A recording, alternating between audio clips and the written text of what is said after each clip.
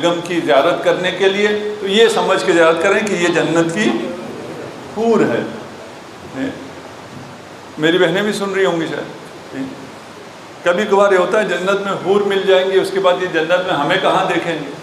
بھئی حور آپ کے عمل کی جزا ہے، آپ کا عمل جزا سے بہت بہتر ہے. آپ کا حسن جو یہاں ہے وہ اور ہے، آپ کا حسن جو جنت میں ہے وہ اور ہوگا. جو مومنات کا حسن جنت میں ہوگا اس کے مقابل میں حوروں کا حسن کچھ بھی نہیں ہے. انتم کل مؤمنۃ منکم حورا. قال امیر المؤمنین علیہ الصلاۃ والسلام. اب امام فرما رہے ہیں، امام جعفر صادق ارشاد فرما رہے ہیں کہ امیر المؤمنین علی ابن ابی طالب نے ارشاد فرمایا. صلوات پڑھ دیجیے محمد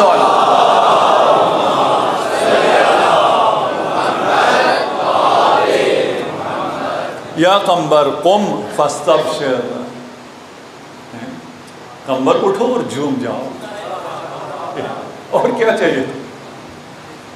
ان فضائل کو سمجھنے کے بعد اس میں ہماری کوئی فضیلت نہیں تھی. ہاں ہمیں اتنے کریم مولا ملے ہیں، فضیلت ساری ادھر ہے.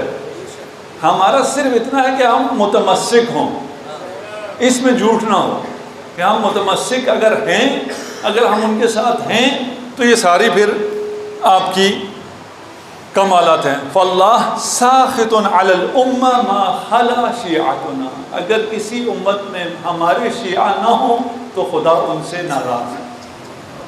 اگر خدا کا لطف ہے، کرم ہے، کوئی بارش رحمت آ رہی ہے تو وہ شیعوں کے فضل سے. الا وان لکل شیء شرفا وشرف الدین شیعتنا.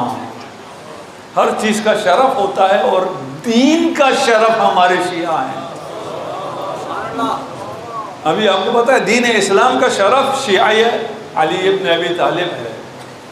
الا ان لکل شیء عمادا وعماد الدین شیعتنا. ہر چیز کا ستون ہوتا ہے، دین کا ستون ہمارا شیعہ ہے. یعنی ہمارا شیعہ دیندار ہوتا ہے. ایسا نہیں ہو سکتا کہ ہمارے شیعہ کو دین کا پتہ ہی نہ ہو. میں مجلس میں چلا جاتا ہوں، محرم میں 10 دن چلا جاتا ہوں، میں شیعہ ہوں، نعرہ حیدری لگا دیتا ہوں، شیعہ ہوں. دین کا کچھ پتہ ہے؟ شریعت کو کچھ پتہ ہے؟ نہیں، اس کا تو مجھے کچھ پتہ نہیں. تجھے نہ فقط شریعت کا پتہ ہونا چاہیے بلکہ ہمارا شیعہ شریعت کا ستون ہوتا ہے.